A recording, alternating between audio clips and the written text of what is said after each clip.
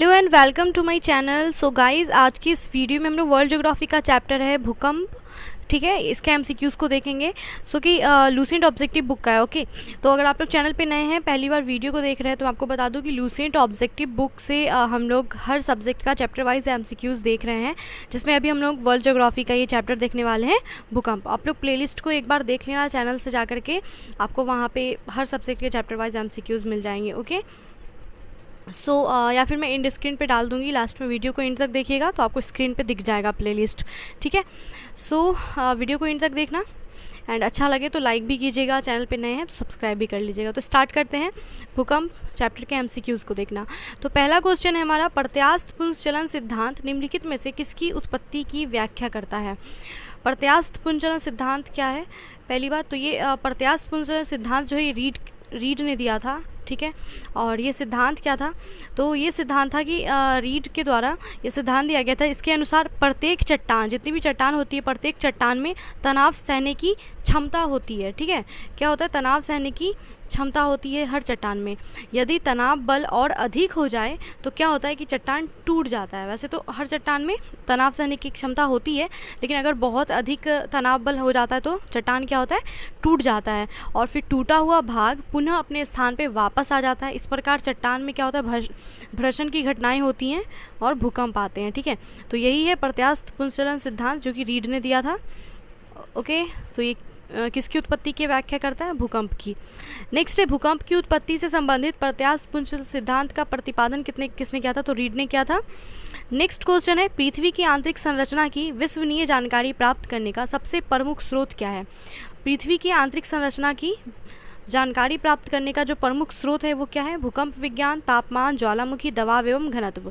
तो पृथ्वी की आंतरिक संरचना, इसका जानकारी जो है प्राप्त करने के लिए सबसे प्रमुख स्रोत भूकंप विज्ञान जाना जाता है, सिस्मोलॉजी, ठीक है, इंग्लिश में सिस्मोलॉजी बोलते हैं। ओके, नेक्स्ट क्वेश्चन है, भूभर्ग में जिस स्थान पे भूकंपीय तरंगों की उत्पत्ति होती है उस स्थान को क्या कहते हैं? भूभर्ग में जहाँ पे भूकंपीय तरंगों की उत्पत्ति होती है, ये चीज़ ध्यान रखना, यहाँ पे उत्पत्ति लिखा हुआ है, ठीक है। तो जहाँ पे भूकंपीय तरंगों की उत्पत्ति होती है उसको क्या कहते हैं? उस स्थान को ऑप्शन है अधिकेंद्र, भूकंप अधिकेंद्र, भूकंप केंद्र, इक्लोजाइट। तो जिस स्थान पे भूकंपीय तरंगों की उत्पत्ति होती है उसको भूकंप केंद्र कहते हैं, ठीक है। नेक्स्ट है, भूकंप मूल, फोकस जो है वो स्थान होता है जहाँ पे क्या होता है? फोकस कौन सा स्थान होता है? भूकंप मूल, जहाँ पे क्या होता है कि जहाँ से भूकंप की उत्पत्ति होती है, ठीक है। फोकस मूल या भूकंप केंद्र जो उसी को बोलते हैं जहाँ से भूकंप की उत्पत्ति होती है। नेक्स्ट क्वेश्चन है, अधिकेंद्र, ईपी सेंटर भूकंप का एक बिंदु है जो किससे संबंधित है? तो ईपी सेंटर जो होता है वो ये किससे संबंधित होता है? पृथ्वी के अंदर भूकंप के उद्गम स्थान से, भूकंप उद्गम केंद्र के ऊपर भूपृष्ठीय बिंदु से, वो स्थान जहां भूकंप का अनुभव किया जाता है, भूपृष्ठ का वह बिंदु जहां पहला झटका अनुभव किया जाता है। तो अधिकेंद्र जो होता है, ईपी सेंटर, भूकंप का एक बिंदु है जो कि संबंधित है भूकंप उद्गम केंद्र के ऊपर भूपृष्ठीय बिंदु से। यानी कि अब भूकंप मूल जो होता है जहाँ पे भूकंप की उत्पत्ति होती है, भूकंप मूल के ठीक ऊपर पृथ्वी के तल का वो स्थान जहाँ पे सबसे पहले भूकंपीय तरंगों का पता चलता है उसको अधिकेंद्र बोलते हैं, ठीक है। नेक्स्ट है, पृथ्वी के सतह पे भूकंप के केंद्र के ठीक ऊपर के बिंदु को क्या कहते हैं? तो भूकंप के केंद्र के ठीक ऊपर के बिंदु को क्या कहते हैं? ईपी सेंटर कहते हैं, जहाँ पे क्या होता है कि भूकंपीय तरंगों का सबसे पहले पता चलता है। तो यहाँ पे देखो अधिकेंद्र नहीं दिया है क्योंकि इसको अधिकेंद्र को उत्केंद्र भी बोलते हैं, ठीक है। उत्केंद्र बोलो, अधिकेंद्र बोलो, या इंग्लिश में ईपी सेंटर भी बोला जाता है। नेक्स्ट है, भूकंप में धरातलीय तरंगे कौन सी होती हैं? गौण तरंगे, एल तरंगे, प्राथमिक एवं गौण तरंगे। तो भूकंप में जो धरातलीय तरंगे होती हैं वो एल तरंग होती है, ठीक है। एल तरंग का वेग जो होता है वो सबसे कम होता है और ये सर्वाधिक क्षति भी पहुंचाती है। नेक्स्ट है, निम्नलिखित में से कौन सी भूकंपीय तरंगे सर्वाधिक क्षति पहुंचाती है? तो सबसे ज़्यादा क्षति एल तरंग पहुंचाता है, दीर्घ पृष्ठीय बोलते हैं इसको। नेक्स्ट क्वेश्चन पे आते हैं, निम्नलिखित में से कौन सा कथन सही नहीं है? ठीक है, गलत कथन हमें बताना है।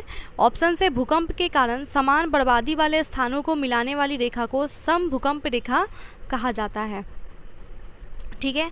ये सही है कि भूकंप के कारण समान बर्बादी वाले जो स्थान हैं उनको मिलाने वाली जो रेखा होती है उसको क्या बोलते हैं? समभूकंप रेखा, ठीक है। समभूकंप रेखा का आकार नियमित होता है, नियमित तो नहीं होता है, ठीक है, क्योंकि भूकंप के कारण समान बर्बादी वाले स्थानों को मिलाने वाली रेखा उसको समभूकंप रेखा बोलते हैं।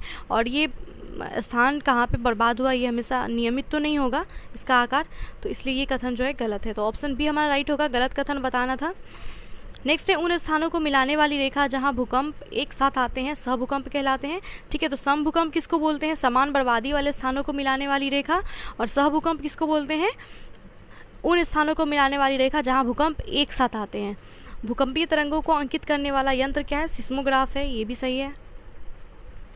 ओके, नेक्स्ट क्वेश्चन पे आते हैं। निम्नलिखित में से कौन सा कथन सही नहीं है? गलत कथन बताना है। रिक्टर स्केल भूकंप की तीव्रता मापने का एक यंत्र है। रिक्टर स्केल बिल्कुल सही है।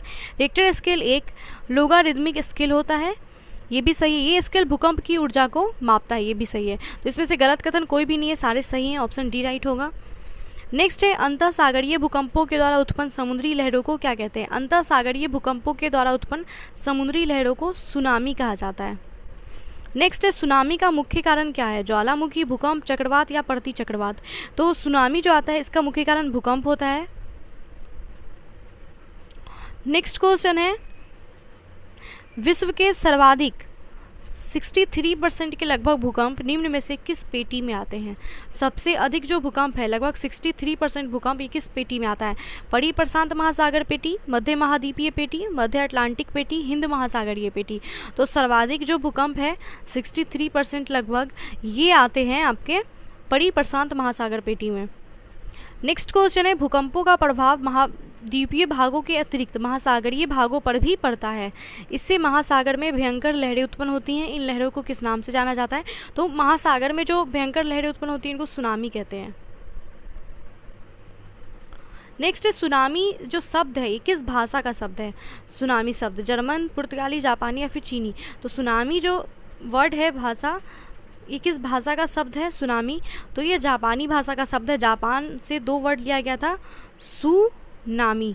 ठीक है, ये जापानी भाषा का दो शब्द है। यहाँ पे सु का अर्थ होता है बंदरगाह या हड़बड़ बोलते हैं, नामी का अर्थ होता है तरंग। ठीक है, तो सुनामी जो है ये किस भाषा का शब्द है? जापानी भाषा का। नेक्स्ट है किस देश में भूकंप से उत्पन्न विनाशकारी समुद्री तरंगों को सुनामी कहते हैं? तो सुनामी जो शब्द है कहाँ से उत्पत्ति हुआ? जापान से। नेक्स्ट है तरल पदार्थों से होकर न गुजरने वाली भूकंपीय लहर कौन सी है? जो तरल पदार्थों से होकर के नहीं गुजरती है वो भूकंपीय लहर कौन सी है? PLS या इनमें से कोई भी नहीं। तो एस तरंग जो है ये तरल पदार्थों से होकर के नहीं गुजरती है। नेक्स्ट है रिएक्टर स्केल का प्रयोग किसके मापन के लिए करते हैं? भूकंप की तीव्रता मापा जाता है रिएक्टर स्केल से। नेक्स्ट है सिस्मोग्राफ किसे मापने के काम आता है? सागरीय तरंग को, ज्वार भाटे को, भूकंपीय तरंग को, इनमें से कोई भी नहीं। तो सिस्मोग्राफ जो इसका इस्तेमाल भूकंपीय तरंगों को मापने के लिए करते हैं। नेक्स्ट है सिस्मोग्राफी किसका विज्ञान है? भूकंप का विज्ञान है सिस्मोग्राफी। ओके, नेक्स्ट है समान भूकंपीय तीव्रता अर्थात समान बर्बादी वाले स्थानों को मिलाने वाली रेखा को क्या कहते हैं? तो ये हमने ऑप्शन वाले में देखा था। इस समान बर्बादी वाले स्थानों को मिलाने वाली जो रेखा होती है इसको समभूकंप रेखा कहते हैं। नेक्स्ट क्वेश्चन है किसी क्षेत्र के उन स्थानों को मिलाने वाली रेखा जहां भूकंप एक साथ अनुभव किया जाता है। तो ये भी हमने देखा था ऑप्शन में कि देखो वैसा रेखा जो कि समान बर्बादी वाले स्थानों को मिलाता है उसको समभूकंप रेखा बोलते हैं, और उन स्थानों को मिलाने वाली रेखा जहाँ पे भूकंप का एक साथ अनुभव किया जाता है उसको सहभूकंप रेखा बोलते हैं। ठीक है, ऑप्शन बी राइट होगा। नेक्स्ट देखते हैं समभूकंप रेखा का आकार प्रायः क्या होता है? नियमित, अनियमित, वृत्ताकार, एक रेखीय। तो समभूकंप रेखा जो होती है इसका आकार अनियमित होता है, क्योंकि समभूकंप रेखा किसको क्या करता है कि जहाँ जहाँ पे भी ज़्यादा बर्बादी होती है उसको मिलाने वाली जो रेखा होती है उसको समभूकंप रेखा बोलते हैं। तो ये अनियमित होगा। नेक्स्ट है भूकंप का कारण क्या है? भू परिभ्रमण, टेक्टोनिज्म, भू घूर्णन या फिर अन्नाच्छादन।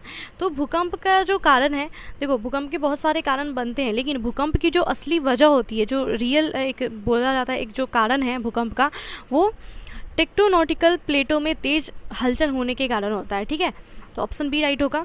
वैसे उल्का का प्रभाव, ज्वालामुखी विस्फोट, माइन टेस्टिंग होता है, न्यूक्लियर टेस्टिंग होता है, ये भी कुछ वजह बनती है भूकंप का, लेकिन जो असली वजह होता है वो टेक्टोनिकल प्लेट जो है उसके हलचल होने से होता है। भूकंप आता है। नेक्स्ट है अग्निवलय, सर्कल ऑफ फायर, प्रशांत महासागर के उस विशाल क्षेत्र को कहते हैं जहाँ कुल भूकंप का कितना % आता है। तो हमने देखा था कि सबसे अधिक जो भूकंप है वो किस पेटी में आता था, प्रशांत महासागर में। तो यहाँ पे अग्निवलय बोलते हैं, सर्कल ऑफ फायर बोलते हैं, प्रशांत महासागर का वो विशाल क्षेत्र है जहाँ पर कि जितना भी भूकंप आता है उसका कुल भूकंप का 68% लगभग यहीं पे आता है। ठीक है।